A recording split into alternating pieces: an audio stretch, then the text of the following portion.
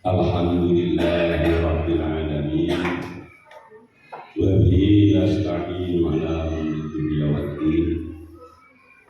Wassalatu wassalamu ala asrofil anbiya'i wal mursalin Sayyidina wa habibina wa maulana Muhammadin wa ala alihi wa sahbihi ajma'in. La haula wa la quwwata illa billahil aliyyil azim. Amma ba'du. Kepada yang terhormat Bapak Aan SDDSD, Kepala SD Negeri Purworejo 1, kepada Bapak Ibu Guru SD Negeri Purworejo 1 yang saya hormati, dan juga kepada adik-adik mahasiswa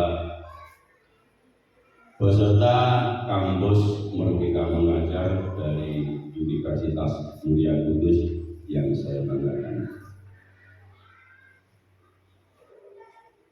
Pertama-tama, marilah kita panjatkan puji syukur kehadirat Ilahi Rabbi yang telah melimpahkan rahmat, taufik, hidayah serta inayahnya kepada kita sekalian, sehingga pada kesempatan pagi hari ini kita diperkenankan bertemu bertatap muka di kelas 1 dalam keadaan sehat walafiat.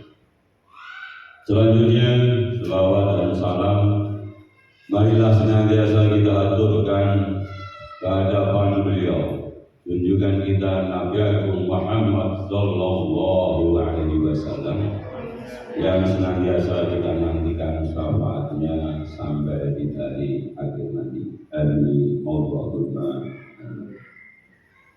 Bapak, ibu-ibu serta hadirin sekalian yang berbahagia, di sini saya sebagai pembawa acara dalam rangka diseminasi modul 1.4 budaya positif di SD Negeri Purworejo 1. Dengan ini berkenankan saya membacakan susunan acara yang akan berlangsung pada kesempatan pagi hari ini, di mana acara yang pertama adalah pembukaan, kemudian acara yang kedua menyanyikan lagu Indonesia Raya, disusul acara yang keempat adalah sambutan dari beliau Bapak Kepala SD Negeri Purworejo 1. Dan acara yang keempat adalah paparan dari calon guru penggerak yang nanti akan disampaikan oleh calon guru penggerak, yaitu Bu Ijatul Nikmah SPD. Dan acara yang keempat doa, sedangkan acara yang terakhir adalah penutup. Demikian acara-acara yang akan berlangsung pada kesempatan pagi hari ini. Mari acara pembukaan, mari kita berbuka bersama dengan bacaan basmalah. Semoga Bismillahirrahmanirrahim. Ya, terima kasih. Semoga dengan bacaan basmalah tadi acara ini dapat berlangsung dengan baik, dengan lancar, dan juga akan membawa hasil yang lebih baik, terutama bagi calon guru penggerak, yaitu Bu Ijatul Nikmah SPD. Mengisi acara yang kedua adalah menyanyikan lagu Indonesia Raya yang nanti akan dipimpin oleh Ibu Desti. Kepada hadirin sekalian, dimohon untuk berdiri.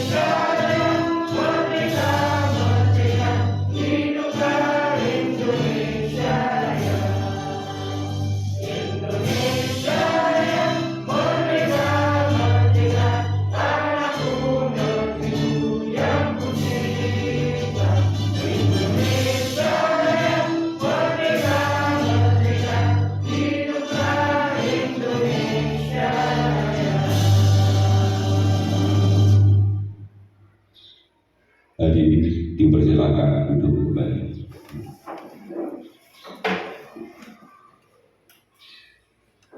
Pujian acara yang ketiga adalah sambutan dari kepala sekolah kepada beliau Bapak KM SPD. Saya persilakan.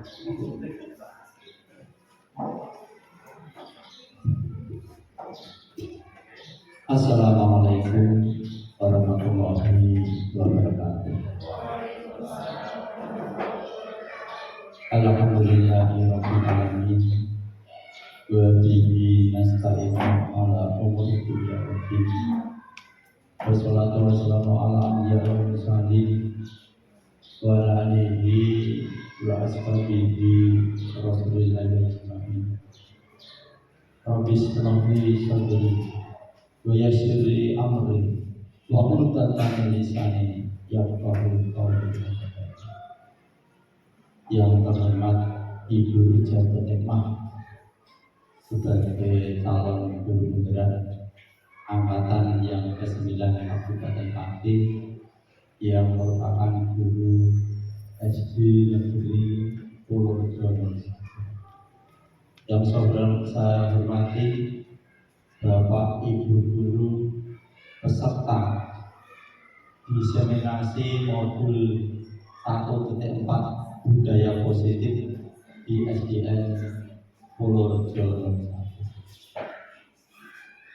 Ucapan alhamdulillah pada Allah Subhanahu wa taala hingga pada pagi hari ini kita masih diberikan nikmat iman, nikmat sehat, nikmat Islam, sehingga dapat menghadiri kegiatan diseminasi budaya positif di SD Negeri Purworejo. Tidak lupa doa oleh Allahumma sholli ala sayyidina Muhammad. Kita haturkan kepada junjungan kita Nabi Muhammad sallallahu alaihi wasallam, ya kita harapkan syafaatnya di yang terhormat Ibu Ijazah Nikmah sarjana pendidikan. Terima kasih yang sebanyak-banyaknya saya ucapkan. Saya selaku yang dituakan di SD Purworejo nomor 1, kegiatan ini adalah kegiatan yang positif dan merupakan rentetan dari kegiatan calon guru penggerak yang nanti mudah-mudahan dapat membawa dampak yang positif di SD Negeri Purworejo nomor 1 pada khususnya dan di lingkungan khusus Tamrin pada umumnya, dan lebih umum lagi yaitu di Korwilcam bidang pendidikan kecamatan kita. Ini adalah merupakan hal yang positif yang saya tunggu-tunggu dampak positifnya untuk kegiatan calon guru penggerak pada hari ini. Apa yang akan disampaikan oleh Ijazah dalam kegiatan diseminasi itu tentang budaya positif. Saya mengartikan dalam budaya positif berarti budaya yang baik yang nanti akan membentuk karakter yang baik, sehingga apa yang akan dilakukan oleh calon guru penggerak oleh Ijazah Nikmah sarjana pendidikan, saya ucapkan banyak-banyak terima kasih. Kegiatan ini sangat bermanfaat dan mudah-mudahan nanti dapat dampak yang khususnya pada anak didik kita di SD Purworejo. Saya selaku yang dituakan selalu support, mendukung kegiatan apa yang akan dilakukan dari guru penggerak, utamanya yang dari SD Purworejo dan secara umum yaitu guru penggerak yang ada di khusus di Tamrin. Karena di khusus di Tamrin itu ada dua calon guru penggerak, yaitu Ijaton dan Guru Nanik Suntati. Dan kalau nggak ada itu gugus akan ini. Mungkin pada kegiatan hari ini ada kegiatan perpisahan di Berdaya, yaitu di rumah makan Parang ini. Mungkin kalau kita setelah ini ya bisa sana jam 10 jam 11. Terima kasih. Ini itu yang saya sampai pesan-pesan apa yang ilmu yang diperoleh oleh calon guru penggerak nanti bisa ditularkan pada Bapak Ibu khususnya di SD 1. Kalau ada sekolah penggerak, ada guru penggerak. Nek guru sekolah penggerak itu namanya pembebasan atau nularno atau SD.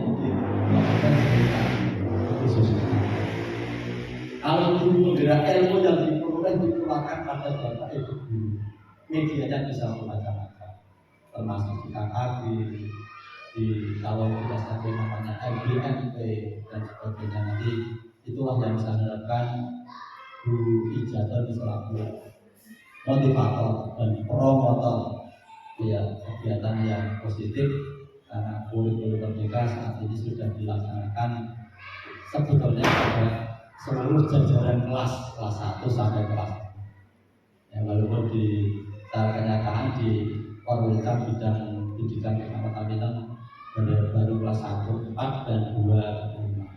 Tapi secara sebetulnya itu adalah kelas 1 sampai kelas 6.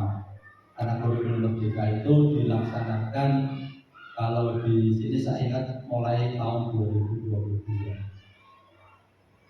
Itu yang dapat saya sampaikan. Saya hanya berpesan, terima kasih Bu Jaton. Kalau laporan dari fasilitator atau apapun namanya itu ya. Nah, PP pengajar penggeraknya Pak, kalau laporan itu menjadi nomor 1 Pak, alhamdulillah. Juga tidak mengganggu kegiatan belajar mengajar di SD. Tapi laporan ya sampai seperti pertama kali, terima kasih. Ini komitmen. Nek wani yo ojo beti-beti, nek wedi ojo wani-wani. Nek ya berani jangan takut-takut. Ya sungguh-sungguh. Ya, sungguh-sungguh. Nah, termasuk saya juga pesan pada Mbak Yuda dan Mbak Mani, kalau sudah memang terjun itu ya jangan setengah-setengah, full time, full day. Gunakan waktu sebaik-baiknya dan raih dia prestasi yang sebaik-baiknya. Mengalir saja. Nah, apa nanti akan jadinya tidak masalah, Anda saya pikir. Ibarat kalau kita mengalir seperti air, itu adalah hati akan menjadi tenang. Kenapa? Kalau disambung bilang orang yang ini selalu tenang, hati ini akan semangat. Kalau diberi amanah jadi ibadah sebaik-baiknya. Kalau tidak ada masalah, kita lanjutkan seperti itu. Jadi Bapak Ibu, apapun dasar dari agama akan bentuk karakter kita. Tidak jangan sana sini. Penting pada dasarnya kalau saya untuk anak-anak SD itu adalah karakter yang harus terbentuk. Itu adalah paling utama. Apapun pendidikan, kalau karakternya tidak terbentuk, ini juga akan sangat berpengaruh pada kehidupan sehari-hari. Makanya Bapak Ibu bisa lihat di kehidupan nyata itu sarjana pemikiran seperti itu, tapi itu orang sekolah malah sikapnya seperti ini. Itu adalah yang membentuk adalah karakter. Hingga karakter itu sangat menentukan watak dan perilaku dari seseorang. Itu yang dapat saya sampaikan. Kegiatan ini bisa berlangsung, mudah-mudahan lancar, tidak ada halangan suatu apapun. Akhirnya apabila ada kata-kata yang kurang berkenan dari saya mohon maaf yang sebesar-besarnya. Assalamualaikum warahmatullahi wabarakatuh.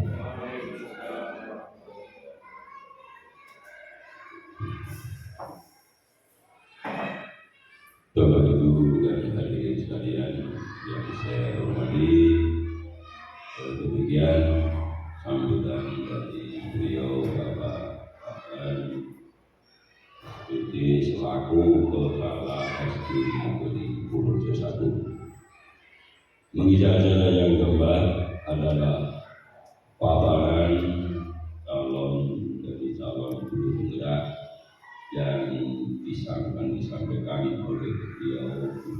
Izatul Hikmah SPD.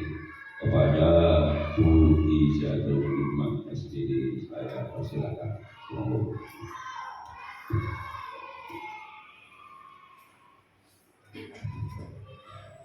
Assalamualaikum warahmatullahi wabarakatuh. Alhamdulillahirabbil alamin. Wabihi nasta'inu ala umuri dunya waddin wa ala alihi wa ashabihi ajmain. Amma ba'd. Pertama-tama marilah kita panjatkan puji syukur kehadirat Allah Subhanahu wa taala yang telah memberikan rahmat serta hidayahnya kepada kita semua, sehingga pada siang hari ini kita bisa berkumpul bersama dalam acara diseminasi modul 1.4 budaya positif di SD Purworejo 01. Sholawat serta salam kita haturkan kepada junjungan kita Nabi Agung Muhammad SAW yang telah menyiarkan agama Islam dari zaman jahiliyah, sehingga kita nanti bisa mendapatkan syafaatnya di yaumul qiyamah. Amin Allahumma amin.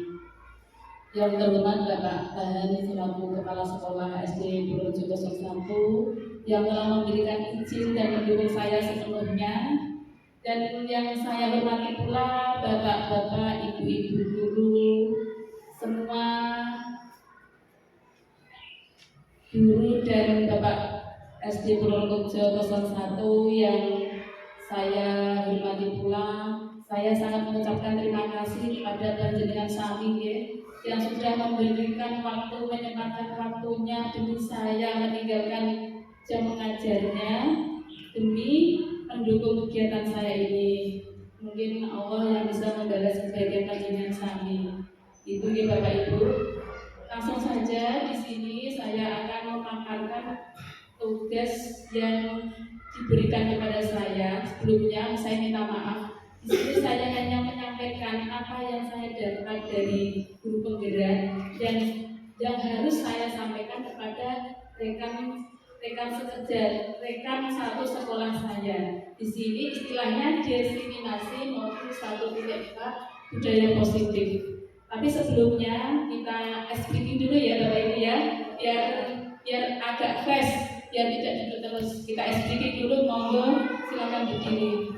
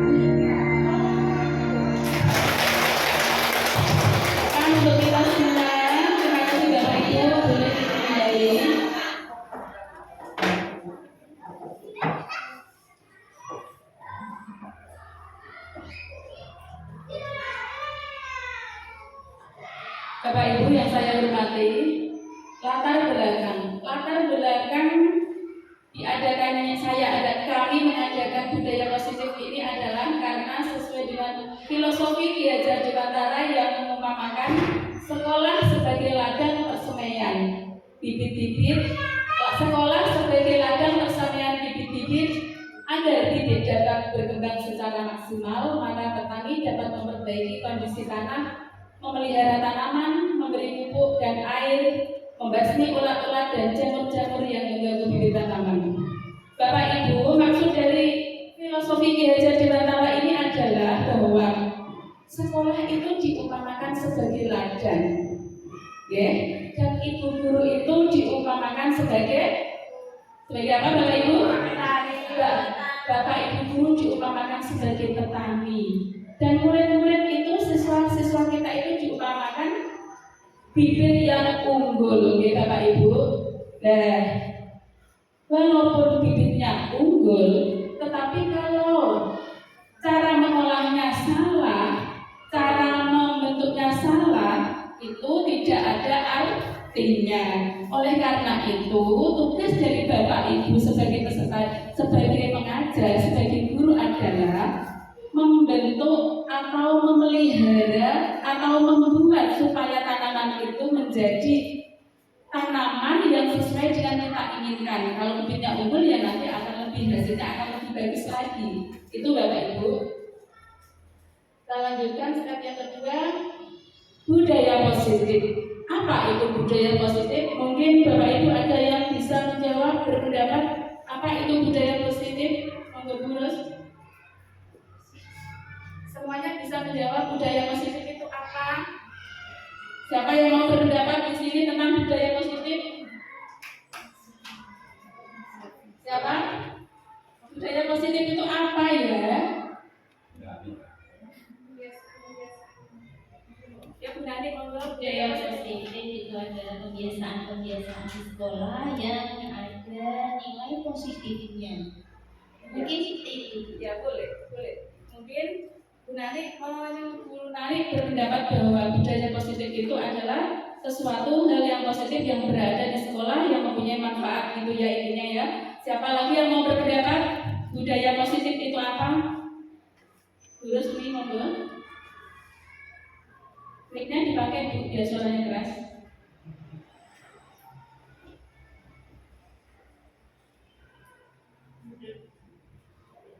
Budaya positif adalah nilai, keyakinan, dan kebiasaan yang dilakukan di sekolah yang berpihak pada murid agar murid dapat berkembang menjadi pribadi yang lebih baik. Itu jawaban dari saya. Terima kasih Bu Rusmi, sangat menginspirasi sekali bagi kita ya. Budaya positif itu adalah sesuatu perilaku yang baik ya. Yang kedua, apa di sekolah kita sudah tercipta budaya positif? Kira-kira jawabnya bagaimana? Monggo yang berpendapat. Ini guru agama pasti sudah paham benar ini. Apa di sekolah kita sudah tercipta budaya positif? Terima kasih atas waktunya. Alhamdulillah di SDN Purworejo 1 ini budaya positif itu menurut kami sudah berjalan dengan lancar, seperti halnya kalau yang khusus kegiatan keagamaan dulu ya. Tiap pagi itu anak sudah melaksanakan 5S, senyum, salam, sapa, dan salam sopan santun.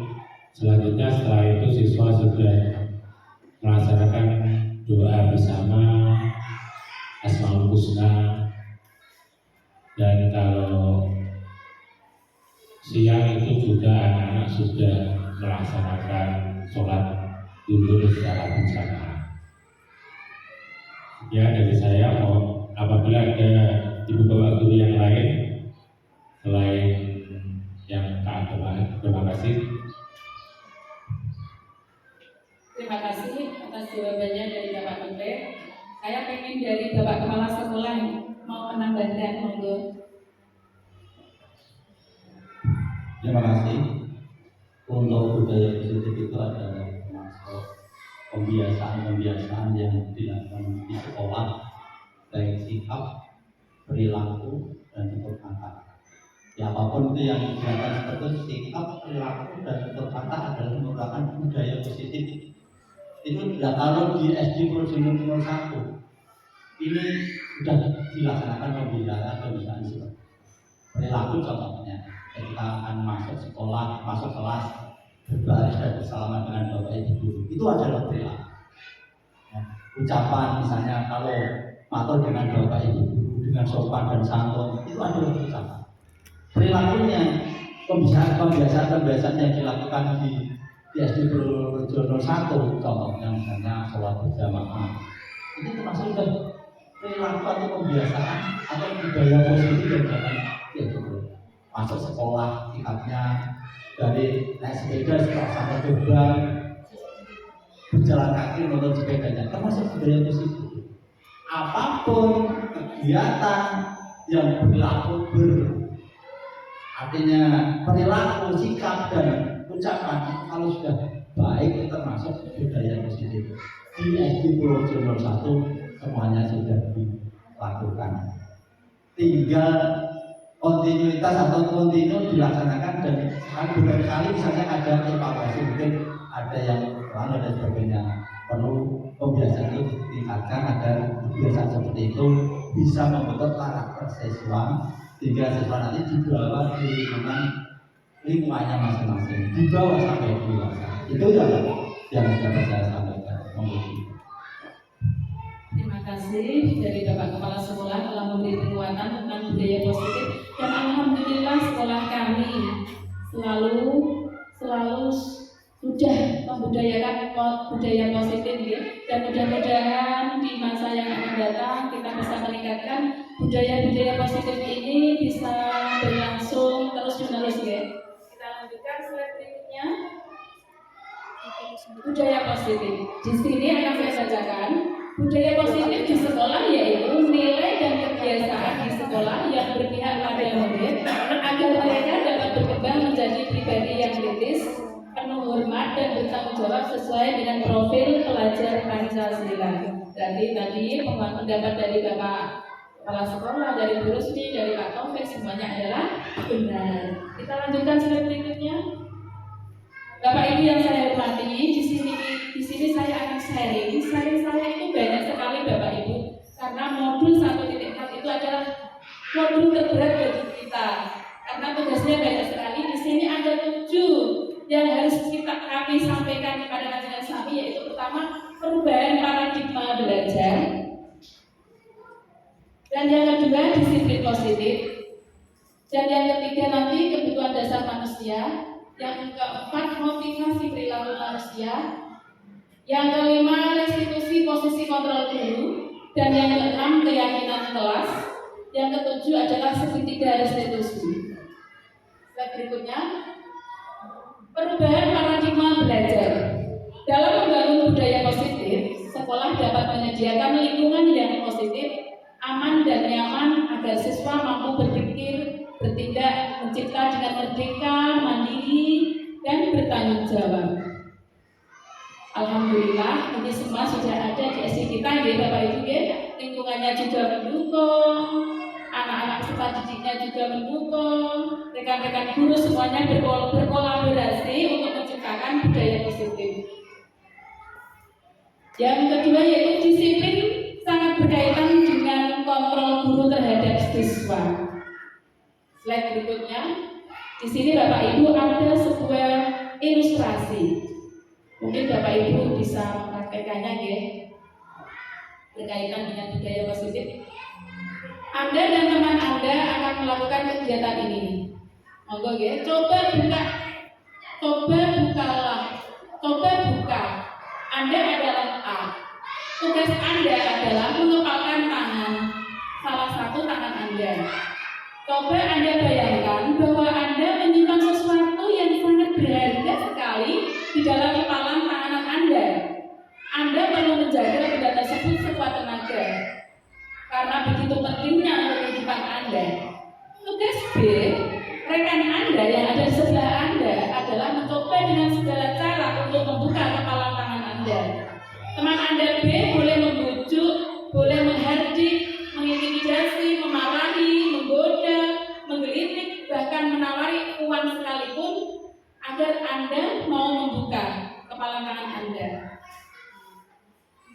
Kira-kira bagaimana Bapak Ibu? Apakah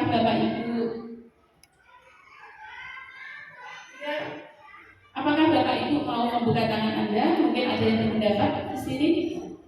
Apakah ada yang mau membuka? Apakah tetap berpegang teguh tangan ini tidak akan saya buka? Mungkin ada yang berpendapat. Pak Podo, monggo. Ya, dalam masalah ini memang tadi dikatakan bahwasanya di salah satu genggaman tangan saya ada sebuah barang yang sangat berharga dan kita wajib menjaganya dengan sekuat tenaga, karena mungkin benda itu sangat penting untuk kehidupan kita, kehidupan terutama kehidupan saya, karena sangat berharganya barang itu, ya. Maka bagaimanapun caranya tetap akan kita pertahankan. Bagaimanapun caranya tetap akan saya pertahankan. Karena tadi yang kita garis bawahi, adalah karena barang itu tadi begitu pentingnya, sangat penting. Jadi kalau misalnya kita terpaksa harus melepaskan barang yang semestinya sangat berharga, semestinya sangat penting, kan tidak elok itu. Kalau hanya demi iming-iming misalnya saja uang, ya. Misalnya saja ditukar dengan uang atau ditukar dengan barang, karena sangat berharganya, sehingga apa sebenarnya yang kita pegang itu adalah mempunyai nilai yang sangat besar, yang mestinya tidak bisa diukur dengan materi. Ya. Terima kasih Pak Podo atas pendapatnya. Di sini Pak Podo berarti tetap menggenggam telapak tangannya ya Pak Podo ya. Dan ini pun tidak ada seorang pun yang bisa memengaruhi Pak Podo, karena dia berpikiran bahwa ini adalah sesuatu yang berharga dan tidak mungkin akan saya berikan kepada orang lain ya. Tapi ada dua kemungkinan Pak Podo, mungkin kalau diterapkan di anak-anak. Yang pertama, anak akan membuka atau menutup. Kira-kira dua kemungkinan itu benar atau salah? Benar ya. Apabila dia tetap menutup tangannya, berarti dia teguh pada pendiriannya, walau ada hadiah atau apapun. Sedangkan jika anak tersebut memilih membuka, berarti dia membiarkan dirinya dikontrol oleh orang lain. Dengan diberi iming-iming, takut dihukum, takut dimarahi, sehingga akhirnya dia membuka tangannya. Dan itulah Bapak Ibu yang selama ini Bapak Ibu lakukan. Tanpa sengaja, Bapak Ibu selama ini itu juga mengontrol anak-anak kita, memaksa anak-anak kita untuk melakukan sesuatu yang positif.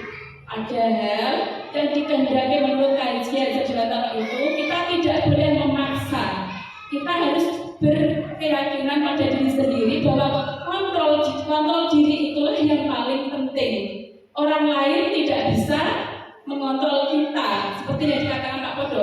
Kalau anak itu mau dikontrol, berarti karena dia itu sudah merasa sudah menyerah.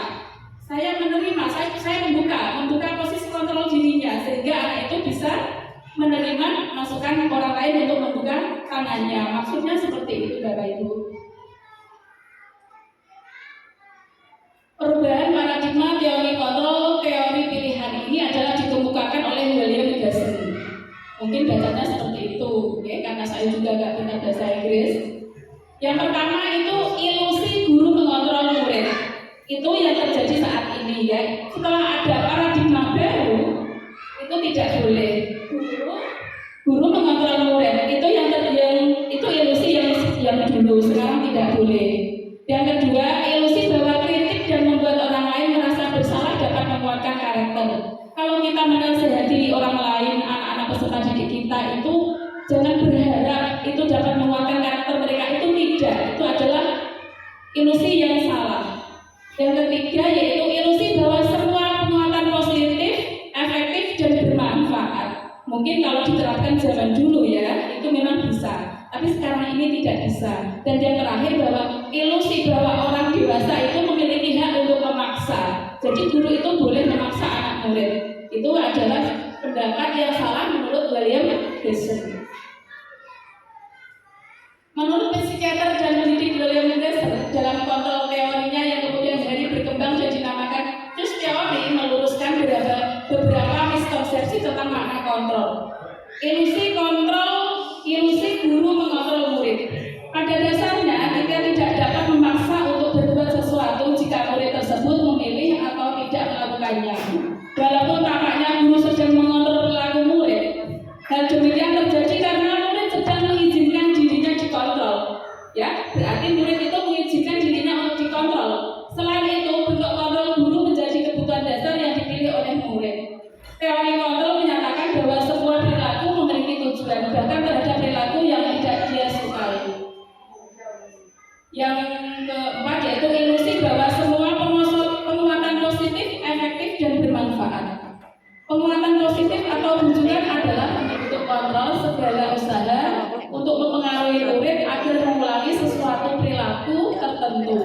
Adalah suatu usaha untuk mengontrol murid tersebut. Dalam jangka waktu tertentu, kemungkinan murid tersebut akan menyadarinya dan mencoba untuk menolak bujukan kita, atau bisa jadi murid tersebut menjadi tergantung pada pendapat sang guru untuk berusaha.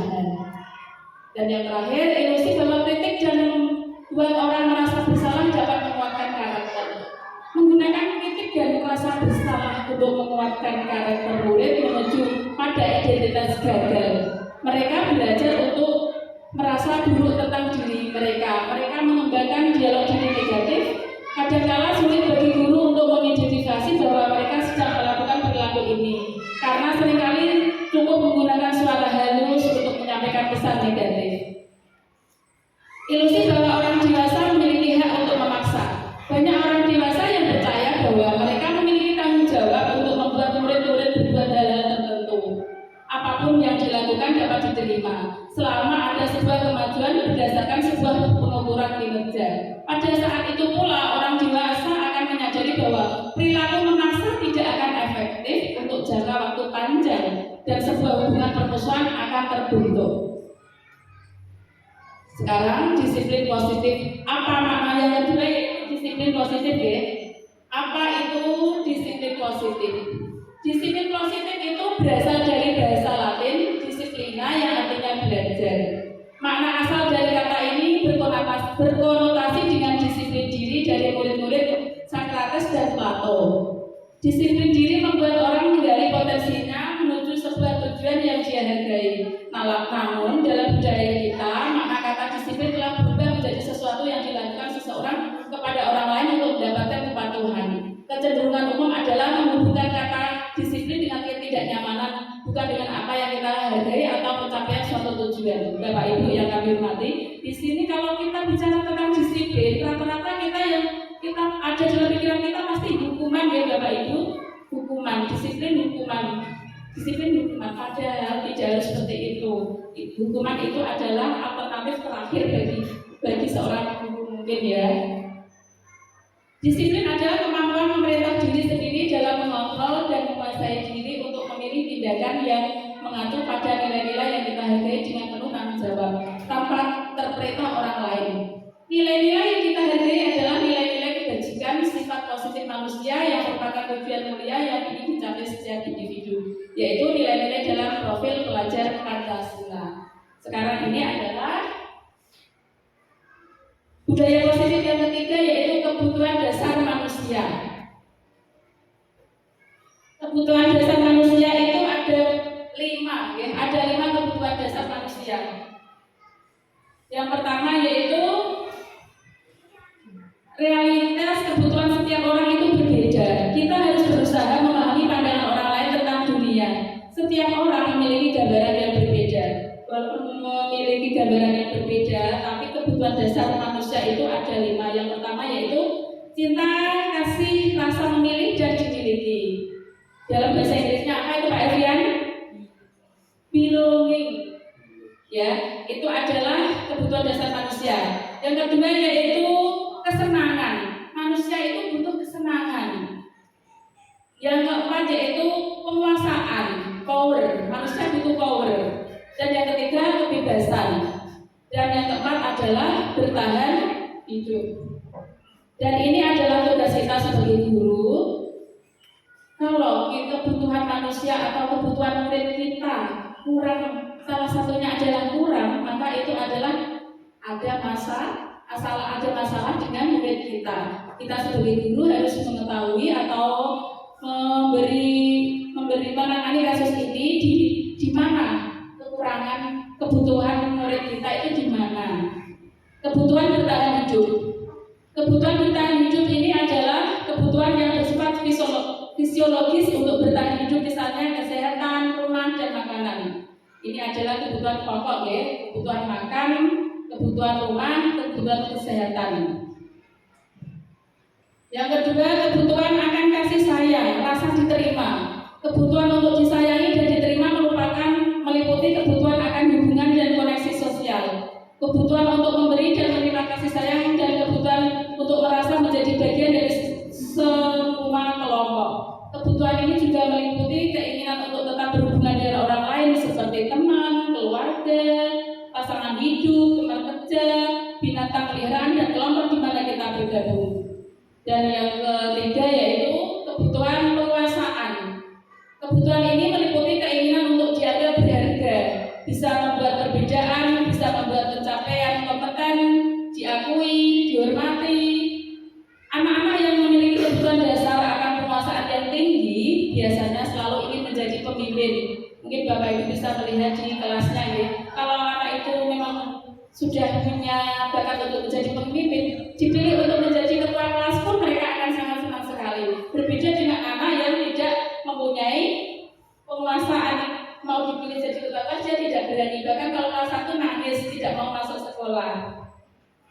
Mereka juga suka menangis sebelum mencoba hal baru dan merasa kecewa bila melakukan kesalahan. Kebebasan. Kebutuhan untuk bebas adalah kebutuhan akan kemandirian ekonomi. Manusia itu perlu kebebasan. Dan yang keempat, kebutuhan akan kesenangan. Yang jelas ya pasti ya anak-anak juga butuh kesenangan. Apalagi kita nih Bapak Ibu tidak memungkiri, pasti ya semuanya butuh kesenangan.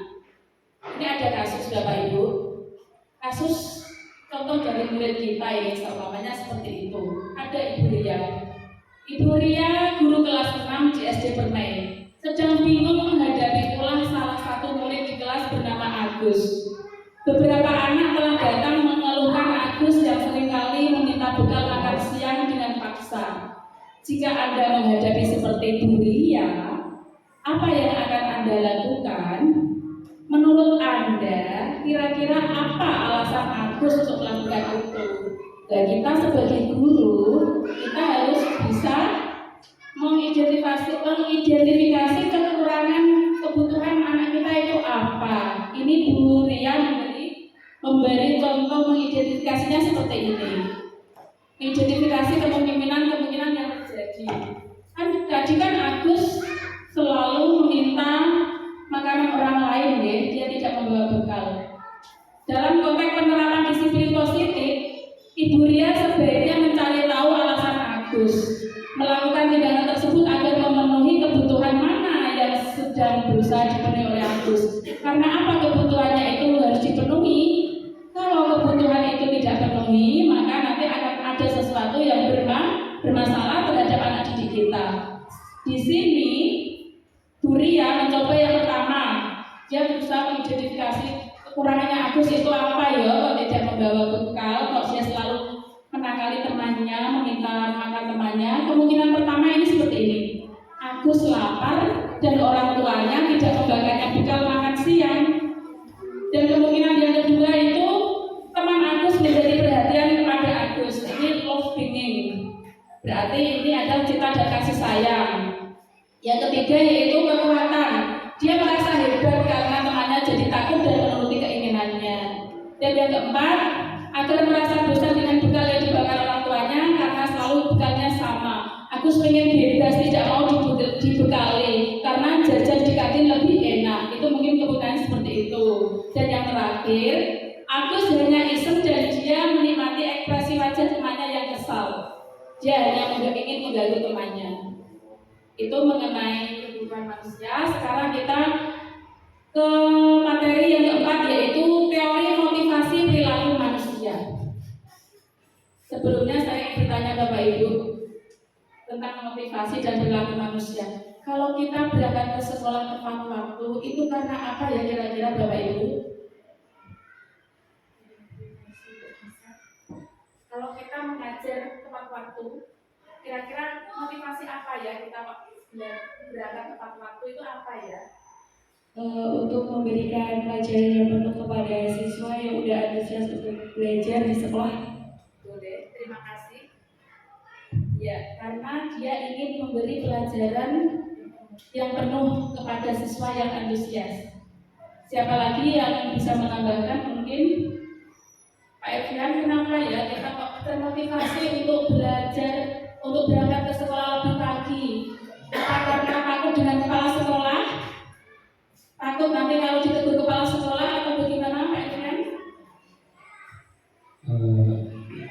Kalau menurut saya untuk diri kita untuk menjadi disiplin, untuk tugas kita mengajar ya. Kalau kita waktunya jam 7 juga kita harus tepat sebelum jam 7 selesai. Berarti dari dalam diri sendiri ya, berarti ada unsur-unsur yang ada di zat ini. Ini adalah teori motivasi perilaku manusia. Yang pertama, kenapa teori motivasi perilaku manusia? Pertama, untuk menghindari ketidaknyamanan. Ini berarti kan semata-mata kita hanya takut pada hukum untuk menghindari ketidaknyamanan. Nah, takut dengan hukum ini, misalnya seperti ini, apa yang akan terjadi apabila saya tidak melakukannya? Apa yang terjadi apabila saya tidak berangkat kerja lebih pagi? Paling saya dimarahi kepala sekolah, paling saya nanti dipanggil di kantor. Nah, itu adalah termasuk motivasi eksternal dari luar, dari hukuman. Yang kedua, untuk mendapatkan imbalan dari orang lain. Apa yang akan saya dapatkan apabila saya melakukannya? Biar sertifikasi saya tidak dipotong, saya akan absen terus, ya seperti itu. Itu adalah salah satu contoh motivasi eksternal. Dan yang terakhir yang dijawab Pak Ervian dan juga dijawab oleh Bu Rizka, untuk menghargai dirinya sendiri. Saya akan menjadi orang yang seperti apa bila saya melakukannya. Beliau tadi menjawab bahwa ingin menjadi guru yang sudah dinantikan murid-muridnya. Saya ingin menjadi guru yang bisa memberi teladan bagi murid-murid saya. Itu adalah termasuk motivasi internal. Berarti eksternal apa internal Bapak Ibu? Internal. Berarti tidak karena hukuman ya Bapak Ibu ya, tidak karena ada ancaman sertifikasi tidak cair maka kita tidak berangkat lebih pagi, tidak seperti itu, tapi semata-mata hanya karena kita ingin mendidik anak kita, ingin memberi contoh suri teladan kepada peserta didik kita. Slide berikutnya, di sini ada perbedaan Bapak Ibu, hukuman dan konsekuensi. Di mana hukuman dan konsekuensi ini sulit dibedakan. Seperti yang kita praktekkan di sekolah, kita sering memberi hukuman. Saya sendiri itu malah sering memberi hukuman. Sebelum saya ikut bergerak itu, saya tidak tahu yang namanya hukuman itu bagaimana, konsekuensi itu bagaimana. Di sini ada perbedaannya. Hukuman itu adalah sesuatu yang menyakitkan, harus terjadi. Dan kalau konsekuensi itu sesuatu yang harus terjadi. Dan yang kedua yaitu membuat anak sakit fisik maupun hati untuk jangka waktu yang lama. Kalau kita menghukum anak, pasti anak itu tersakiti hatinya. Dan sampai kapanpun pasti akan selalu diingat. Berbeda dengan konsekuensi. Kalau konsekuensi membuat anak merasa tidak nyaman dalam jangka waktu yang pendek. Dalam jangka yang pendek dia mikir, tadi guru kok menghukum saya, memberi saya teguran seperti ini ya. Iya ya benar, memang saya ini salah. Mungkin dia akan seperti itu, akan berpikir ulang seperti itu, tapi berbeda dengan hukuman. Yang ketiga, anak membenci kedisiplinan. Dan akhirnya kalau anak sering dihukum, dia benci dengan disiplin, dia benci dengan aturan yang ada di sekolah tersebut. Berbeda dengan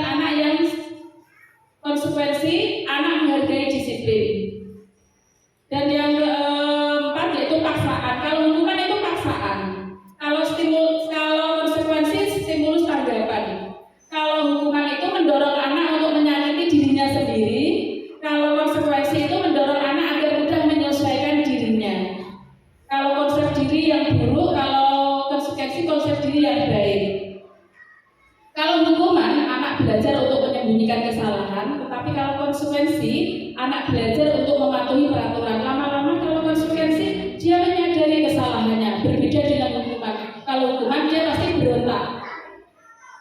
Kalau yang terakhir ini adalah kalau hukuman itu marah, merasa bersalah, dipermalukan, merasa tak dihargai.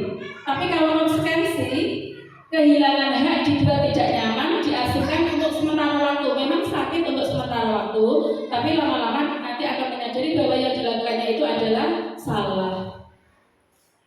Hukuman dan saksi atau konsekuensi. Ini ada cerita kasus lagi Bapak Ibu. Akan saya bacakan. Iva kurang menguasai pelajaran matematika, sehingga pada saat pelajaran tersebut berlangsung, dia lebih banyak berdiam diri atau menggambar buku pelajarannya. Pada saat guru matematikanya, Pak Seno, menanyakan pertanyaan, Iva menjawab gugup dan sengaja menjatuhkan tasnya dari kursi, serta tiba-tiba menjadi gagap pada saat berupaya menjawab. Seluruh kelas pun tertawa melihat perilaku Iva yang bicara tergagap-gagap dan terkejut tersebut. Pak Seno pada saat ini membiarkan teman-teman Iva yang tergagap dan malu luar biasa, dan malahan minta Iva untuk maju ke depan dan berdiri di depan kelas sambil menunjuk hidungnya karena tidak bisa menjawab pertanyaan Pak Seno. Kelas menjadi gaduh dan anak-anak pun tertawa melihat Iva di depan kelas memegang ujung hidungnya. Yang saya tanyakan, apakah Anda setuju dengan tindakan Pak Seno terhadap Iva? Monggo, setuju atau tidak setuju Bapak Ibu? Tidak setuju. Menurut Anda, tindakan Pak Seno terhadap Iva ini adalah sebuah hukuman atau konsekuensi? Hukuman. Karena apa kok hukuman? Mengapa? Karena apa? Karena tindakan fisik. Pembulian ya Bapak Ibu ya, disuruh maju ke depan, malah disuruh memegang hidungnya, yang teman-teman lainnya malah menertawakan. Coba Bapak Ibu, ini ada latihan, coba kita bersama-sama membedakan mana yang hukuman, mana yang konsekuensi. Bapak Ibu boleh menjawab ya, biar agak ramai, biar gak sepi diskusinya. Lari mengelilingi lapangan basket 2 kali karena terlambat hadir di sekolah, ini termasuk hukuman atau konsekuensi? Hukuman. Kita simpan dulu ya. Klik hukuman. Membersihkan coretan yang dibuat di meja tulis, membersihkan coretan yang konsekuensi. Oke, konsekuensi disimpan dulu. Yang ketiga, murid diminta untuk push up 15 kali karena tidak menggunakan masker ke sekolah. Hukuman, oke, disimpan. Menggantikan kertas tugas teman yang dicoret-coret. Konsekuensi. Berjemur di lapangan basket pukul 12 siang karena mengobrol dengan teman. Hukuman. Murid diminta bertelanjang kaki sepanjang hari karena tidak menggunakan sepatu warna hitam sesuai peraturan sekolah. Hukuman. Berdiri di depan kelas sambil mengangkat kaki 1 karena tidak bisa menjawab pertanyaan. Hukuman. Coba kita simpan. Sekarang kita buktikan betul apa salah dari jawaban panjenengan sami. Ternyata betul semua. Berarti Bapak Ibu untuk kita semua mendapatkan 100 katanya guru agama. Ya, lari mengelilingi lapangan basket 2 kali terlambat hadir di sekolah itu adalah termasuk hukuman ya. Kita lanjutkan. Sekarang ini adalah tes yang kelima, yaitu materi yang kelima, yaitu tentang restitusi posisi kontrol guru. Nah ini yang sehari-hari kita lakukan. Sebelumnya nanti Bapak Ibu kita koreksi, kita ini di posisi yang mana? Sebagai penghukum, atau pembuat merasa bersalah, atau sebagai teman, atau sebagai pemantau, atau sebagai manajer. Ini adalah 1, 2, 3, 4, 5, 6. Ini adalah posisi kontrol guru. Kita lanjutkan. Ini ada 5 posisi kontrol guru. Ini ada video Bapak Ibu. Nanti Bapak Ibu bisa menyaksikan. 5 posisi kontrol guru.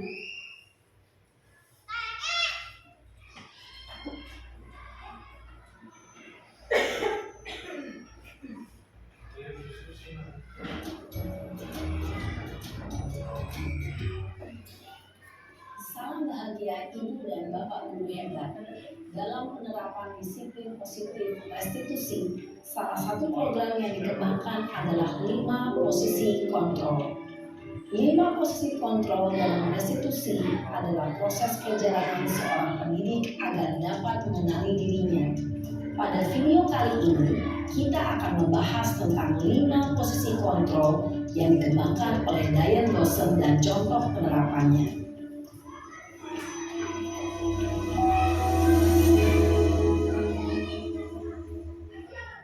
5 posisi kontrol itu adalah 1.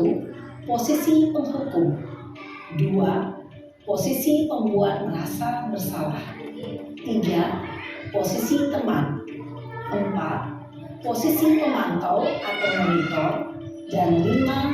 Posisi manajer. Untuk lebih memahami kelima posisi tersebut, mari kita saksikan kasus Naren yang terlambat hadir 20 menit di sekolah dan melihat bagaimana kelima posisi kontrol dalam menghadapi masalah tersebut.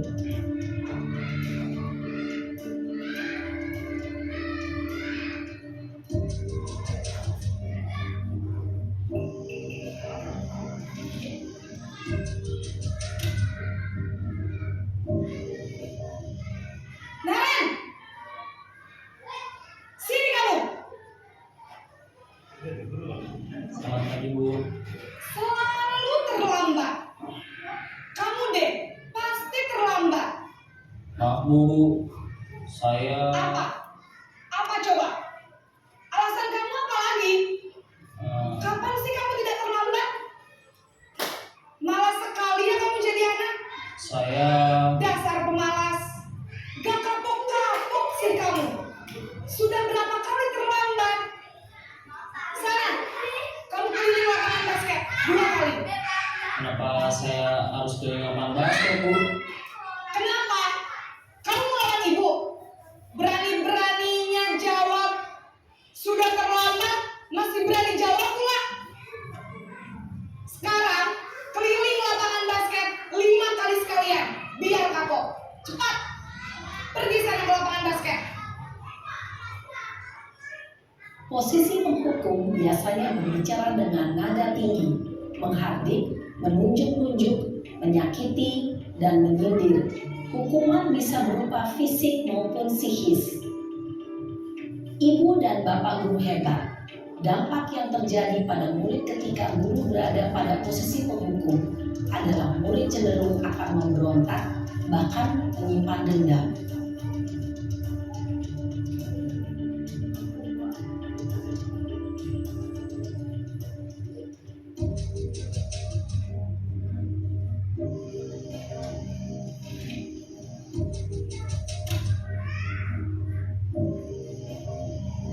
Naren!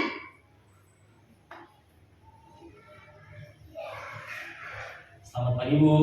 Naren. Kamu kenapa terlambat lagi, nak?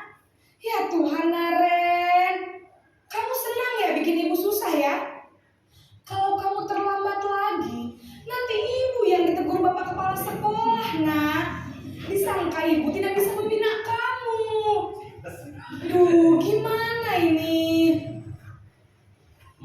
Maaf Bu, Duh, Gusti Naren. Kamu suka ya kalau ibu ditegur bapak kepala sekolah? Terus, sekarang ibu harus tulis apa ini di buku absen? Ini kamu sudah sering terlambat loh.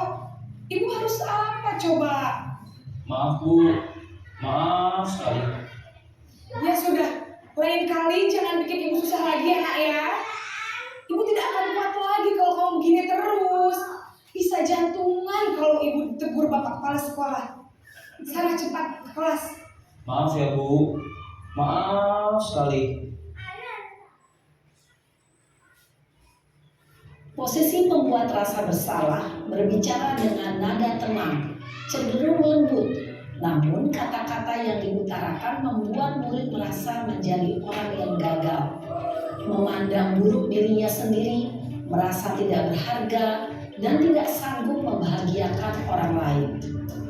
Ketika guru mengambil posisi pembuat rasa bersalah, murid akan menganggap dirinya yang bersalah dan ia akan menyimpan emosi negatif tersebut di dalam dirinya.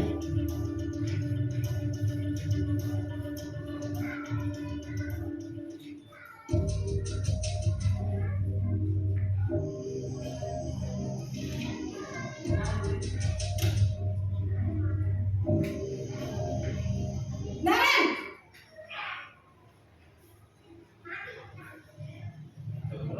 Selamat pagi Bu. wah, sudah jam berapa ini nak? Terlambat lagi ya sayang. Iya Bu, habis ibu saya lupa bangunkan saya Bu. Kamu malah menyalahkan ibu kamu. Kamu bukannya anak yang larinya paling kencang. Kok terlambat sih? Iya Bu, saya memang terlambat bangun tadi. Jadi biarpun saya lari kencang, tetap gak kekejar Bu. Ya sudah sana. Nanti lain kali larinya lebih kencang lagi ya. Biar gak terlambat lagi. Bikin seneng ibu. Demi ibu. Bisa kan? Bisa lah Bu. Ya sudah sana masuk kelas. Ibu beresin urusan absen kamu. Kamu ini ada-ada saja. Dalam posisi teman, guru berbicara dengan nada suara ramah, akrab, cenderung bersenda gurau untuk menjaga suasana tetap santai. Murid akan merasa senang, aman, dan akrab dengan guru. Identitas yang tercipta adalah identitas sukses atau berhasil. Namun, perlu diingat, karena ini masih dorongan eksternal, maka ada faktor ketergantungan dari murid kepada orang tertentu. Di sini, guru aksennya, sehingga di lain waktu, murid bisa berperilaku baik, namun hanya kepada orang-orang tertentu saja.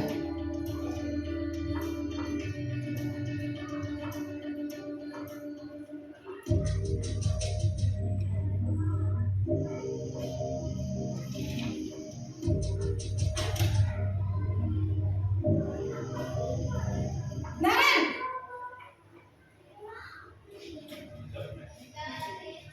Selamat pagi Bu.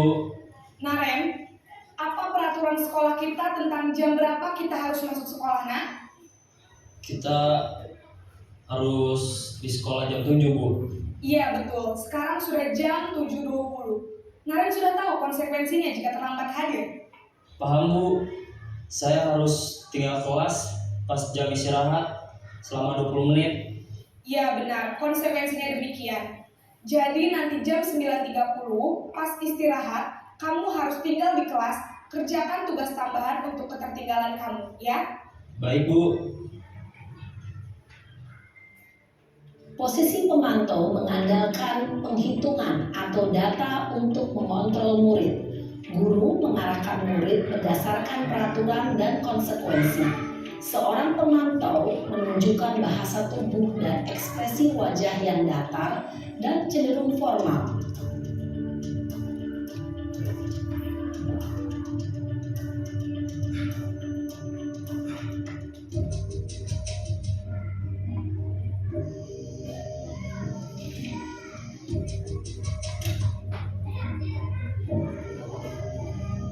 Naren!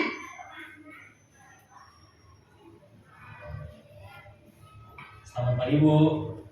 Selamat pagi Naren. Maaf Bu, saya terlambat. Iya, sekolah masuknya jam 7, sekarang sudah jam 7.20. Jadi sekarang bagaimana ini Naren? Maaf Bu, saya lupa setel alarm saya semalam. Baiklah, menurut kamu, keyakinan sekolah yang mana yang perlu kamu tingkatkan? Menghargai diri sendiri dan orang lain mungkin ya Bu. Setuju. Jadi, apakah Naren meyakini prinsip saling menghormati tersebut? Iya Bu, saya meyakininya. Apakah Naren bersedia memperbaiki masalah keterlambatan ini? Bersedia Bu. Bagaimana kamu akan perbaiki masalah keterlambatan ini? Saya akan coba untuk tidak lupa menyetel alarm saya Bu. Baik, kalau Naren lupa menyetel alarm di rumah, ada orang yang kira-kira bisa bantu mengingatkan tidak? Ada Bu, kakak saya, Kak Emma. Ada lagi selain Kak Emma? Selain Kak Emma, ada ibu saya. Baik, Jadi yang mengingatkan Naren adalah Kak Emma dan ibu kamu ya. Kira-kira akan mulai start alarm kapan nih Naren? Setelah pulang sekolah, akan segera saya lakukan. Baik, jadi Naren akan setel alarm untuk bangun besok pagi dan akan diingatkan oleh kakak dan ibu dan Naren ya. Ada lagi yang mungkin perlu dilakukan Naren agar tidak terlambat bangun lagi? Tidak ada, Bu. Baik Naren, terima kasih untuk kerjasama kamu. Sekarang kamu perlu kembali ke kelas untuk belajar. Baik, Bu. Terima kasih. Posisi manajer adalah posisi kontrol yang disarankan untuk membimbing murid memiliki sikap disiplin yang positif, yaitu murid yang mandiri, bertanggung jawab, dan dapat memecahkan masalah. Tujuan dari posisi ini adalah agar murid dapat berefleksi atas tindakannya. Guru akan dengan tulus memberikan pertanyaan-pertanyaan bermakna, sehingga membuat murid dapat belajar dari kesalahannya dan mencari sebuah solusi untuk menyelesaikannya. Ibu dan Bapak guru hebat, setelah mengamati adegan kelima posisi kontrol tadi, kira-kira posisi mana yang paling ideal? Posisi mana yang dapat menunjang motivasi intrinsik murid? Ya, tentu posisi manajer. Posisi ini memang posisi ideal yang ingin dituju setiap pendidik. Pada posisi inilah, guru dapat menerapkan disiplin positif yang berpihak pada murid, yang memerdekakan murid. Perjalanan seorang pendidik tentunya tidak mudah untuk sampai pada posisi seorang manajer. Namun, tujuan kita pasti, yaitu menciptakan murid-murid yang mandiri, merdeka, dan bertanggung jawab. Semoga penggambaran 5 posisi kontrol yang telah diperlihatkan ini dapat menjadi ajang refleksi bagi kita semua, agar dapat terus mengasah dan menerapkan disiplin positif yang memerdekakan murid. Mari terus berlatih dan bersemangat. Selamat menerapkan. Salam dan bahagia Ibu dan Bapak guru hebat.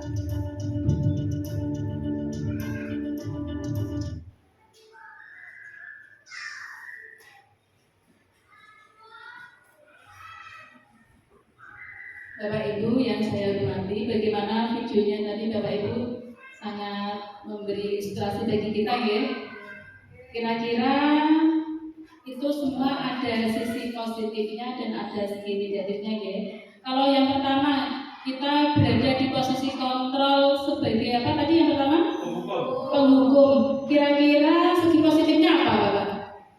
Kalau kita sebagai penghukum, siswa akan jerah, tetapi jerahnya tidak dari intrinsik ya, tapi dari karena terpaksa dari orang lain. Kalau segi negatifnya bagaimana Bapak? Bapak Ibu? Menyakiti fisik anak ya, secara verbal, anak akan trauma. Dan yang kedua, posisi membuat rasa bersalah. Kata-kata yang ada di posisi pembuat yang bersalah inilah ya Bapak Ibu yang sebetulnya itu paling menghancurkan peserta didik. Misalnya seperti ibu sangat kecewa sekali dengan kamu, padahal ibu sudah serius sekali loh, setiap hari sudah memberitahu kamu, tapi kenapa kamu seperti ini? Seperti itu ya Bapak Ibu mungkin yang sering kita lakukan. Itu adalah posisi yang paling menghancurkan mental peserta didik kita. Dan yang ketiga yaitu posisi sebagai teman. Apalagi kalau muridnya itu sudah remaja ya, nanti ya asik-asik saja, tapi ada segi negatifnya. Negatifnya bagaimana? Negatifnya dia itu akan bersikap seperti itu dengan guru yang cocoki, tapi kalau dengan guru yang lain dia pasti akan berkarakter lain juga. Dan yang keempat yaitu sebagai pemantau.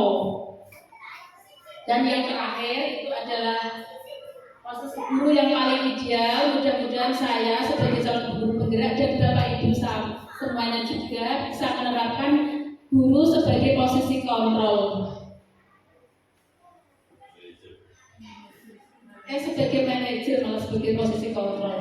Ya, yang terakhir yaitu sebagai posisi manajer. Ini adalah posisi ideal seorang guru, di mana mudah-mudahan kita bisa melaksanakan guru sebagai posisi manajer. Di posisi manajer ini kita menghadapi masalah itu anak diajak berdialog, tanya jawab, kita stabilkan identitasnya, kita gali kebutuhan dasar apa yang tidak terpenuhi pada anak ini, kemudian bersama-sama kita bimbing anak itu untuk mencari solusi dari dirinya sendiri, sehingga muncullah motivasi intrinsik dari anak tersebut. Dan inilah yang perlu dikembangkan oleh Bapak Ibu Majelis Sami. Jadi pada posisi ini kesalahan peserta didik itu tidak berfokus pada hukuman, tetapi berfokus pada perkembangan karakter di masa yang akan datang. Sekarang yang keenam yaitu keyakinan kelas. Keyakinan kelas. Mungkin Bapak Ibu sudah membuat keyakinan kelas semuanya ya. Dan mengenai keyakinan kelas ini, mengapa tidak peraturan kelas saja? Mengapa harus keyakinan kelas saja? Ini ceritanya ada ilustrasi seperti ini. Mengapa kita memiliki peraturan harus menggunakan helm bila mengendarai kendaraan roda 2? Kenapa Bapak Ibu kira-kira kenapa kok kita harus menggunakan helm? Terus mungkin bisa pakai mic-nya dulu. Kenapa kita harus menggunakan helm ketika mengendarai kendaraan? Kenapa Bu? Untuk menutup kepala boleh. Terus apa lagi? Keselamatan ya, berarti itu adalah keselamatan. Jadi apa nilai-nilai yang terkandung dalam mengapa kita memiliki peraturan yang harus menggunakan helm bila mengendarai kendaraan roda 2 itu adalah nilai keselamatan. Nilai-nilai inilah yang dinamakan keyakinan kelas. Tidak berarti kita cara membuatnya gimana Bu? Kita membuat peraturan kelas dulu Bapak Ibu. Peraturan kelas itu nanti kita ambil nilai-nilai motivasinya ya.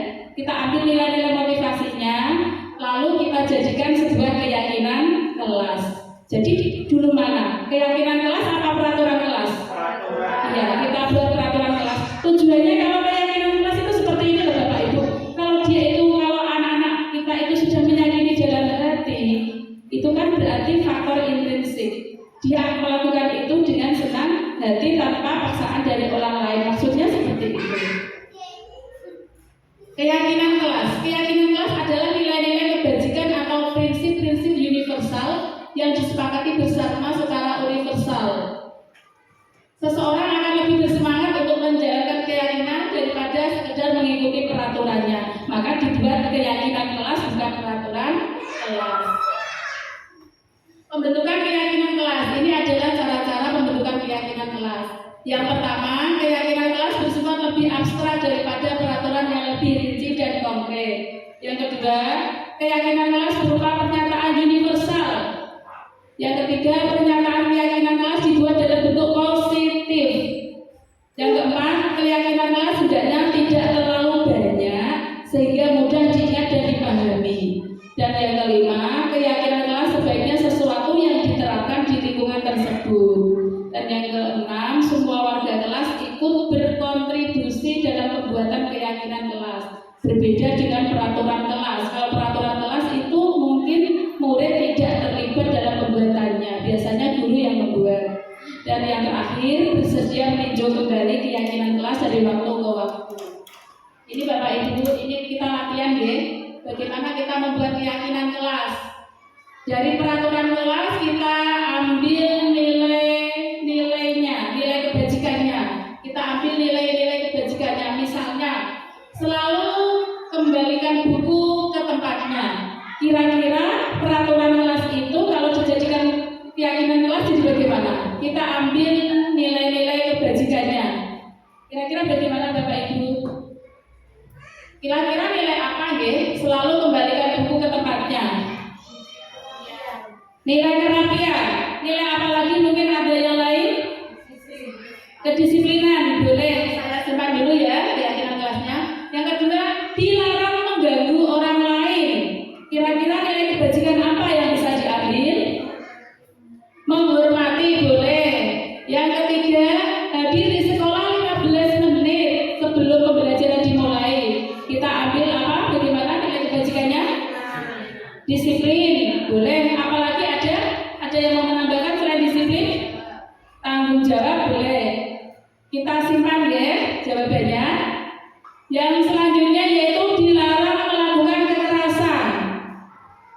Unsur kebajikannya bagaimana? Nilai kebajikannya menyayangi, berarti harus saling menyayangi.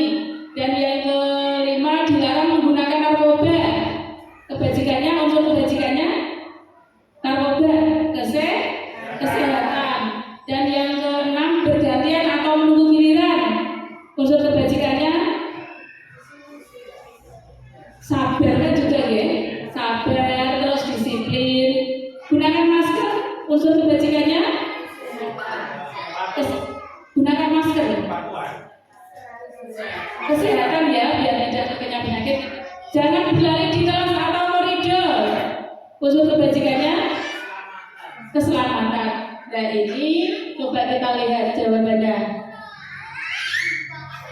Kalau selalu kembalikan buku ke tempatnya itu bisa tanggung jawab, bisa disiplin. Dilarang mengganggu orang lain itu menghormati orang. Keyakinannya seperti itu. Ini semua adalah keyakinan kelas. Nah, keyakinan kelas ini dibuat oleh semua anggota kelas. Dibuat dari peraturan.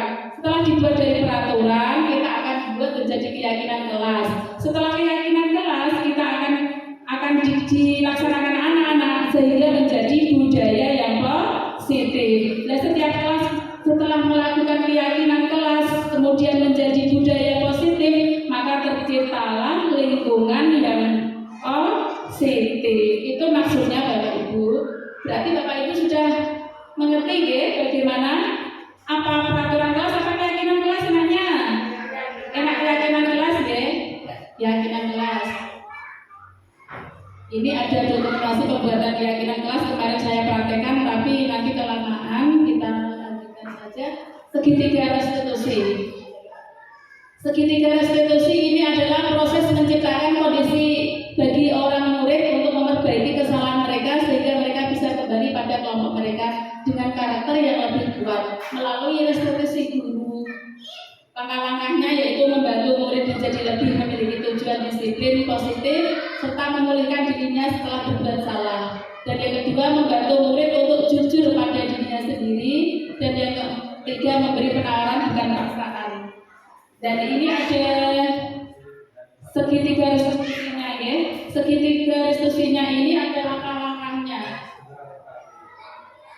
Yang pertama yaitu menstabilkan identitas. Segitiga restitusi ini seperti diagram Bapak Ibu. Ada langkah-langkah cara kita menyelesaikan masalah dengan anak-anak. Yang pertama itu menstabilkan identitas. Yang kedua itu validasi kebutuhan anak. Dan yang ketiga itu menunjukkan keyakinan. Ada, bentar ya, ini ada video mungkin, ada video tolong diputarkan mengenai segitiga restitusi. Apa itu segitiga restitusi? Ya.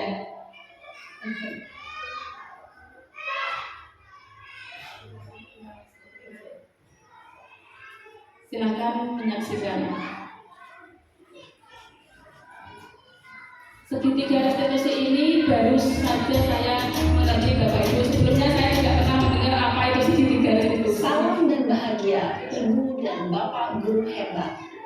Pada video kali ini kita akan membahas tentang salah satu program disiplin positif yang diterapkan di lingkungan sekolah yang dikenal dengan nama restitusi.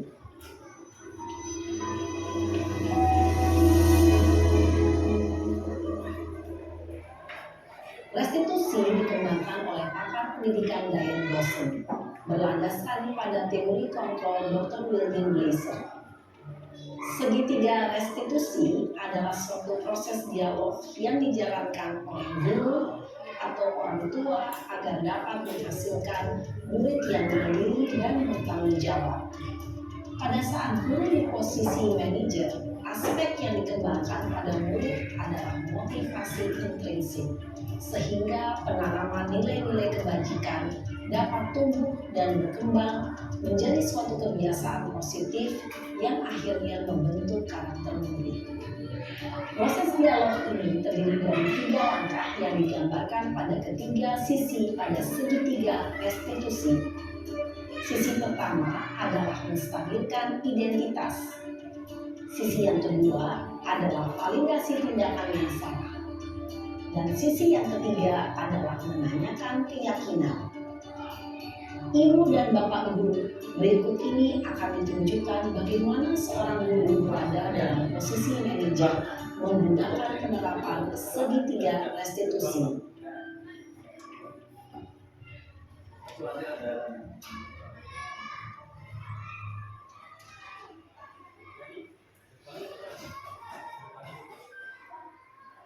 Siang Sarah. Siang Pak. Sudah lama nggak ketemu Sarah. Kenapa hari ini ada di sini? Kesel Pak, kesel banget. Masa aku dikatain tukang fitnah Pak? Ya aku marah lah. Aku gak dikatain Eka di depan kelas. Kesel banget. Oh begitu. Ya pasti kamu marah dan kesal. Bapak juga akan marah apabila ada yang menuduh Bapak seperti itu. Kemudian pada saat itu kamu mau melakukan apa? Ya saya langsung ngatain Eka lah Pak. Kesel banget. Saya bentak-bentak dia di depan teman-teman lain. Oh begitu. Pasti kamu melakukan seperti itu karena suatu alasan tertentu bukan? Iyalah, masa saya diam saja Pak? Ya saya bela diri lah. Masa saya dituduh tukang fitnah?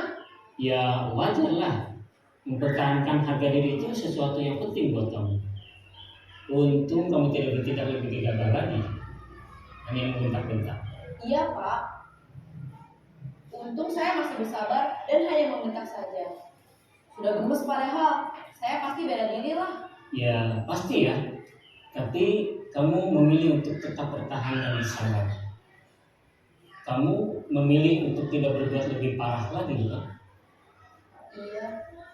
Nah, sekarang coba kita lihat lagi tindakan kamu yang bentak-bentak Eka di kelas. Tindakan kamu itu kira-kira sesuai dengan keyakinan kelas atau prinsip kamu tidak? Enggak lah Pak. Capek Pak jadi pemarah. Jadi keyakinan atau prinsip mana yang kurang sesuai dengan keinginan kamu? Ya, saya sebenarnya sangat menghargai orang lain. Mungkin saat itu saya menjadi emosi, jadi tidak menunjukkan sikap itu. Kamu meyakini tidak? Menghargai orang lain itu penting buat kamu. Yakinlah Pak. Iya, setuju. Kita harus saling menghargai. Namun, ada juga keyakinan yang kita sepakati yang perlu kita jalankan apabila kita sedang marah, bukan? Ya, saya bisa lebih proaktif, mulai dengan diri sendiri. Saya bisa jadi lebih sabar, mengambil waktu jeda untuk berpikir mau apa selanjutnya. Kira-kira kamu bersedia memperbaiki masalah ini tidak? Bersedia Pak. Kalau kamu memperbaiki masalah ini, kamu akan menjadi orang seperti apa? Saya akan menjadi orang yang bertanggung jawab kali ya Pak. Dan senantiasa proaktif. Iya, menurut kamu bagaimana rasanya menjadi orang seperti itu? Ya nyaman lah, bangga bisa bersabar dan menahan diri. Baiklah kalau begitu. Yuk kita pikirkan bagaimana memperbaiki masalah ini.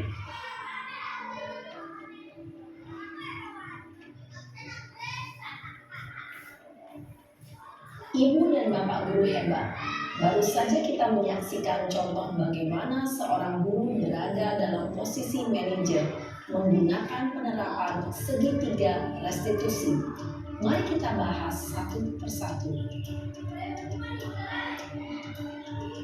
Pada sisi pertama, menstabilkan identitas berdasarkan pada prinsip bahwa membuat kesalahan adalah bagian dari proses pembelajaran.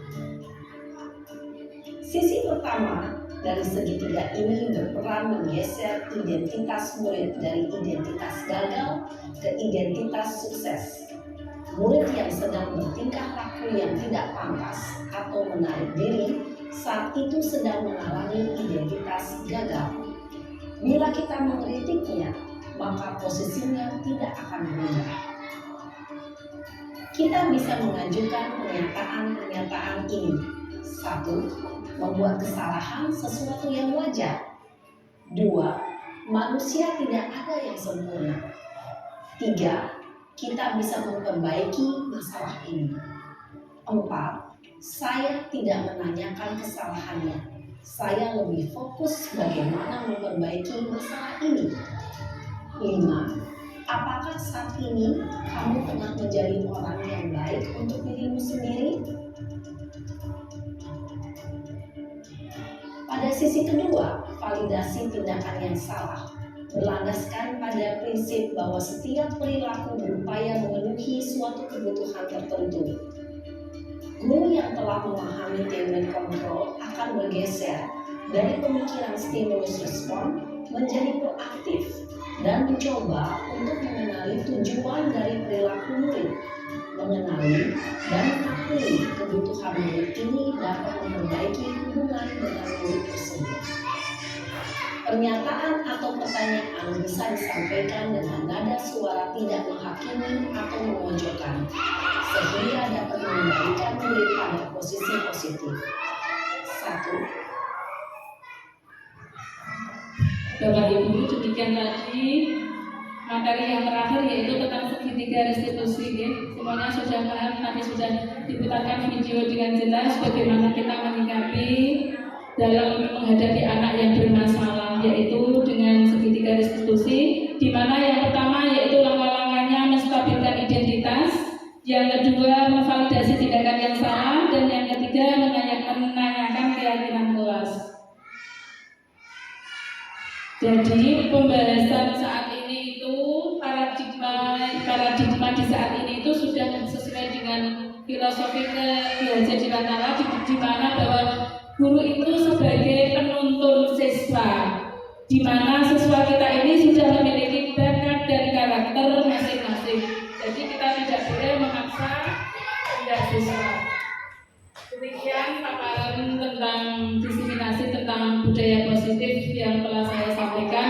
Terima kasih Bapak Ibu telah menyempatkan waktunya. Sekali lagi saya mengucapkan terima kasih, dan apabila ada kesalahan atau perkataan saya mengenai penjelasan modul ini, saya mengucapkan mohon maaf yang sebesar-besarnya. Wassalamualaikum warahmatullahi wabarakatuh.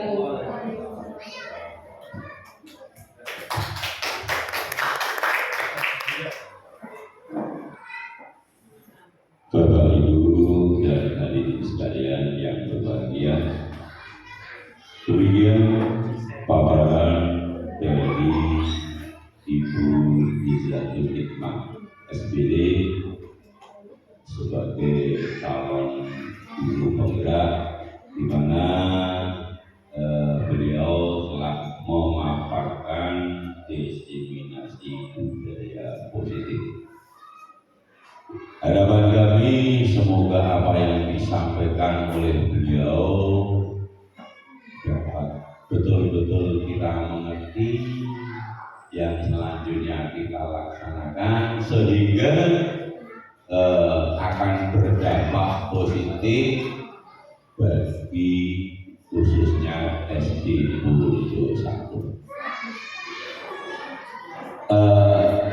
Acara selanjutnya adalah doa yang akan dipimpin beliau Bapak Ahmad Taufikur Rahman. Kepada Pak Ahmad Taufikur Rahman saya persilakan. Assalamualaikum warahmatullahi wabarakatuh. Waalaikumsalam warahmatullahi wabarakatuh. A'udzubillahi minasyaitonir rajim. Bismillahirrahmanirrahim. Alhamdulillahirabbil alamin. Wassalamu ala nabiyyina Muhammadin. Ya Rabbana lakal hamdu kama yanbaghi li jalali wajhika wa 'azimi sultanik. Allahumma shalli ala sayyidina Muhammad wa ala ali sayyidina Muhammadin sallallahu alaihi wasallam.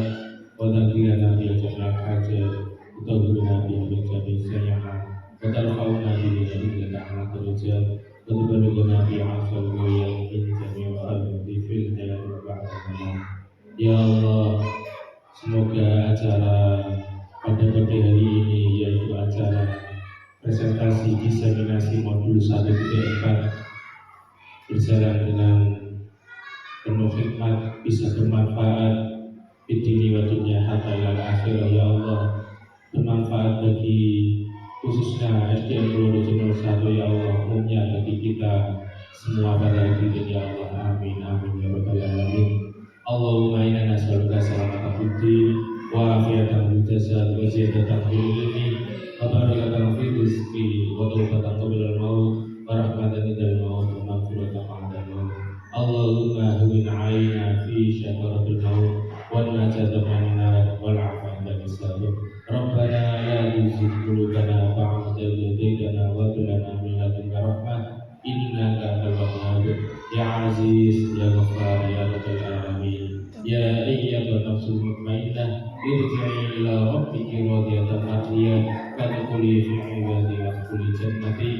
Rabbana atina fid dunya hasanah wa fil akhirati hasanah wa qina adzabannar wa qina adzabannar wa qina adzabannar. Bifadli subhana rabbika rabbil izzati amma yasifun. Wassalamu alal mursalin walhamdulillahi rabbil alamin.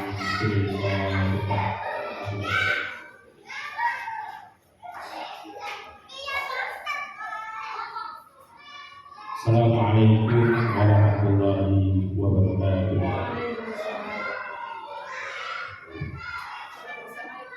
Bapak Ibu, demikian dari perjalanan paparan diskriminasi modul 1 IPA budaya positif di SD Negeri 21. Semoga hasil dari bermanfaat bagi kita semua.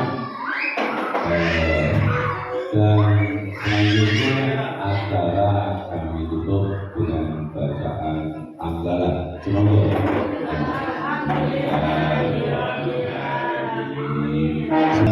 banyak yang banyak kata yang salah. Untuk itu sekali lagi saya mohon maaf yang sebesar-besarnya.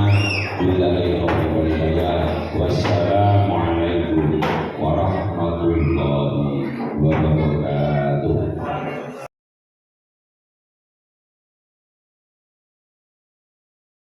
Sebelum kita mulai, kita tekan dulu yuk. Kita ulangi yang bagus, yang semangat biar suaranya tepuk keren.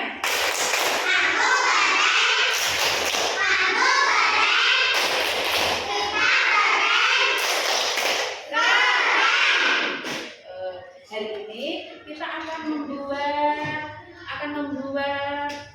peraturan kelas ya. Peraturan kelas itu apa, anak-anak? Siapa yang bisa peraturan kelas? Sama dengan apa peraturan kelas? Tata tertib kelas. Dan tata tertib itu punya tujuan, dan tujuannya biar apa? Biar kelasnya bagaimana? Pintar. Biar kelasnya nyaman. Kelasnya bagaimana lagi? Kelasnya bersih. Kelasnya bagaimana lagi? Ya betul. Kelasnya sehat. Nah untuk itu guru akan membuat peraturan. Kamu ingin kelas yang bagaimana? Kelas yang baik. Kalau kelasnya baik, kelasnya bersih, kita belajar akan tenang. Anak-anak senang, bu guru senang. Betul apa tidak? Kalau betul sekarang anak-anak boleh bermimpi. Kita buat keinginan. Mimpi kita, kelas kita bagaimana? Ditulis di sini ya. Nanti setelah nulis di sini kita akan di situ.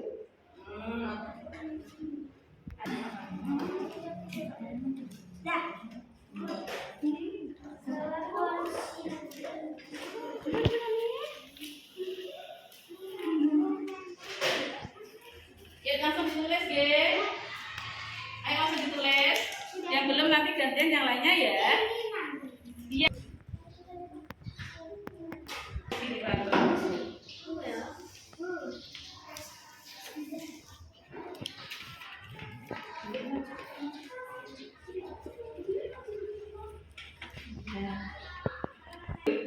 Kalau sudah selesai maju ditempel di sini, ayo maju, ambil double T nama. Dikasih nama biar tahu. Ini tadi cita-cita kelasnya bagaimana, dari siapa, pengen kelasnya dari siapa, keinginan kelasnya aja. Ini ya. Ya terus jajar-jajar di bawah juga boleh. Ya.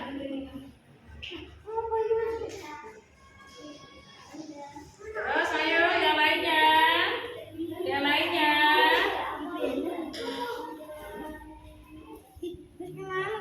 Gak apa-apa, ambil lagi gak apa-apa.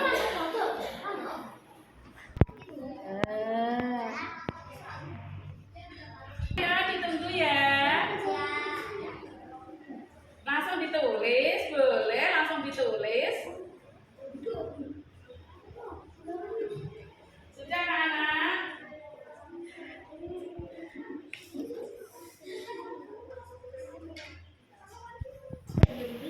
Ini udah berarti di mejanya berdua aja.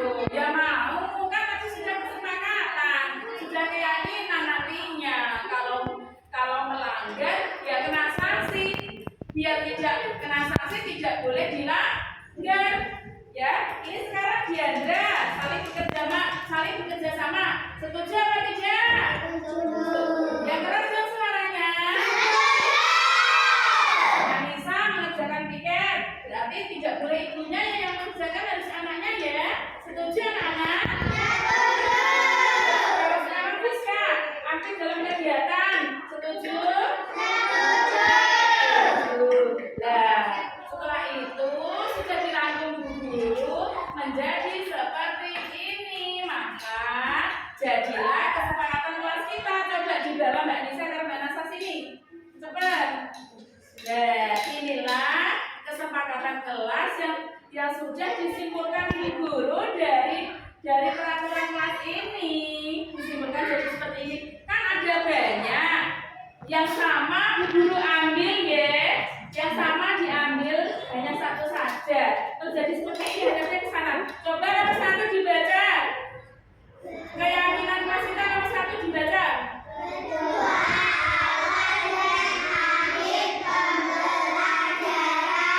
Siap melakukan? Lanjut yang kedua.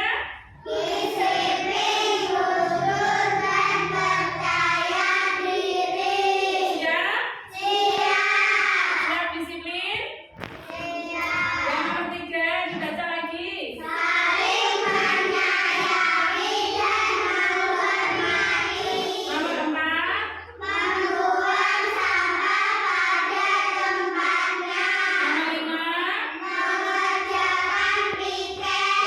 Inilah hasil diskusi kalian tentang keyakinan kelas. Setelah jadi keyakinan kelas ini harus dilakukan oleh anak-anak. Kalau dilanggar mendapatkan sanksi.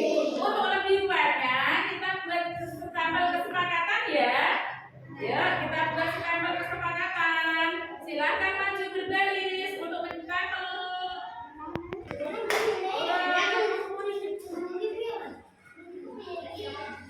Urut 1, 2, 3. Saya bersiap, Greg. Siap, Greg. Ini tintanya nanti ditempel ya. Ini ya. Ini didekatkan biar langsung ditempel di situ. Terus urut. Disepakati di sini. Ayo lagi.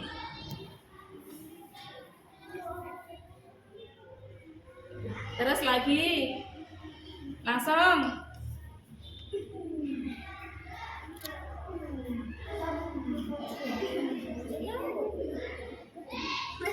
Disepakati maksudnya kamu setuju dengan ini, berarti kamu setuju. Berarti kalau dilanggar ya harus dikena sanksi.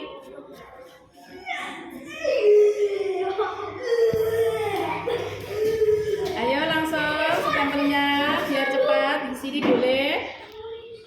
Di sini boleh.